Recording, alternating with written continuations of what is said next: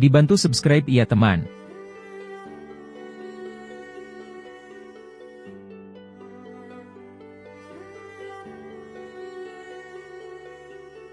Rumah bolon atau di berbagai tempat orang menyebutnya sebagai rumah adat, bahkan di lain tempat lagi disebut sebagai jabu rumah, adalah sebuah rumah tinggal biasa yang terdapat di tengah-tengah permukiman suatu suku bangsa.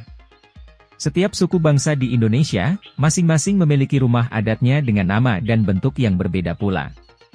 Dewasa ini, rumah adat atau rumah bolon ini telah menjadi ciri atau ikon dari suku bangsa tersebut. Suatu suku bangsa dapat dikenal dari ciri rumah bolonnya. Seiring perkembangan peradaban, keberadaan rumah bolon konon sudah ada dari sejak adanya peradaban suku bangsa itu sendiri. Dan rumah bolon juga mengalami proses evolusi arsitekturnya sesuai dengan kemajuan ilmu pengetahuan yang dianut oleh suku bangsa tersebut. Manusia sebagai makhluk sosial, hidup dengan cara berkelompok-kelompok. Mereka pada awalnya menghuni goa, dan akan pindah ke goa lainnya bila mana di tempat tersebut telah terjadi kemalangan dari salah satu anggota kelompoknya. Dan mereka tidak pernah kembali lagi ke goa tersebut, kecuali goa bekas kelompok lain yang di dalamnya tidak lagi ditemukan mayat yang masih segar. Semakin lama, keberadaan goa asli yang belum pernah mereka diami di daerah itu semakin terbatas. Sehingga memaksa mereka untuk berpikir bagaimana hidup di luar goa. Awalnya mereka membuat tempat berteduh dari hujan dan embun malam yang dingin, dengan cara menjalin daun-daun lebar atau dengan menumpuk daun-daun ilalang di atas ranting-ranting pohon kayu yang pendek dan masih hidup. Dan cara ini juga mengalami pergeseran, saat mereka tidak lagi menemukan batang pohon yang pendek. Kemudian mereka mengganti pohon hidupnya dengan beberapa tiang yang terbuat dari kayu kering lalu mereka tancapkan ke tanah. Dan sebagai alas dari daun ilalang itu mereka menyusun ranting-ranting kayu kering di atasnya. Maka jadilah sebuah pondok yang hanya beratap, dan berkembang lagi menjadi pondok yang memiliki atap dan dinding. Pondok inilah yang berkembang menjadi rumah keluarga, dan terus mengalami kemajuan dalam evolusinya sesuai fungsi, bentuk dan ketahanan yang diinginkan. Munculnya rumah bolon Batak Toba dimulai dari sejak lahirnya dinasti Sorimangaraja yang berpusat di Toba, sebuah wilayah di tepian Danau Toba. Awalnya rumah bolon ini dibangun dengan fungsi pertemuan para raja adat, lalu berkembang dengan acara perhelatan adat di kampung tersebut. Bahkan saat ini rumah bolon tersebut telah banyak menjadi milik pribadi dari satu keluarga, seiring dengan dihapusnya sistem raja-raja kelompok karena Indonesia merdeka. Tetapi ada hal yang menarik perhatian dari proses pembangunan rumah bolon ini. Pada zaman dinasti Sorimangaraja ini, agama belum lahir.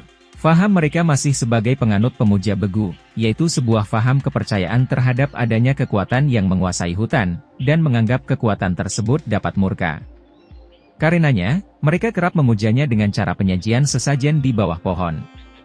Faham kepercayaan ini mereka terapkan pada hampir semua sendi kehidupan mereka, tak terkecuali dalam membangun sebuah rumah bolon. Dalam merencanakan pembangunan sebuah rumah bolon, tahap awal berkumpullah para wakil dari kelompok mereka, yaitu yang mewakili unsur Dalihan Natolu, para tokoh kampung kecil, dan unsur-unsur lainnya yang ada di kampung tersebut. Pertemuan ini dipimpin langsung oleh seorang yang sudah mereka tuakan, yaitu Raja Pangaramoti. Raja Pangaramoti ini adalah raja kampung yang berperan melindungi tatanan adat yang telah disepakati dari sejak nenek moyang, melindungi bangsanya dari serangan bangsa lainnya, yang menciptakan dan menerapkan aturan atau uhum di kampung tersebut, serta pandai dalam mengobati berbagai penyakit. Dari hasil pertemuan ini, ditetapkanlah hari pelaksanaan pembangunannya serta apa yang menjadi peran masing-masing. Dalam proses finishingnya, yaitu hendak dimulainya proses pengecatan rumah bolon dilakukan suatu acara adat khusus yang disebut sebagai Martonggo Tondi Parhorason, yaitu memanjatkan doa dan permintaan pada sang pemilik kekuatan agar dalam menghuni rumah bolon ini diberikan keselamatan dan dijauhi dari segala macam penyakit serta mara bahaya lainnya. Disinilah letak keunikannya. Acara ini dilakukan pada tengah malam di saat hari pertama munculnya bulan purnama. Diiringi musik gendang dengan tari-tarian keselamatan, semua unsur yang menghadiri acara tersebut menusuk salah satu dari jemarinya hingga mengeluarkan tetesan darah.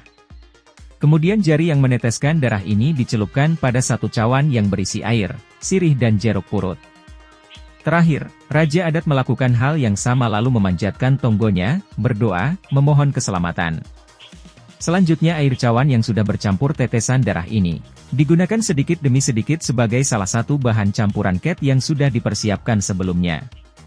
Sisanya, digunakan sebagai pengurasan lingkungan rumah bolon tersebut dengan cara memipiskan air bercampur darah ini pada sisi luar bangunan, serta memipisnya pada setiap gerbang pintu keluar masuk kampung tersebut. Jadilah rumah bolon tersebut diket dengan campuran darah manusia. Warna cat yang dipilih adalah hitam, putih dan merah. Konon warna ini memberi makna bahwa hitam sebagai kebijakan yang akan dijalankan dalam menggapai kesejahteraan. Putih melambangkan kesantunan dan kesucian yang harus dijaga dan merah mengartikan kepatuhan dan ketegasan terhadap adat dan aturan hukum yang harus dihormati. Tradisi ini lama bertahan bahkan hingga pada saat lahirnya agama Parmalim masih tetap dilaksanakan. Tradisi ini mulai terkikis seiring masuknya agama Kristen ke wilayah Toba. Bahkan dewasa ini, pembangunan baru rumah bolon ini sudah jarang ditemukan.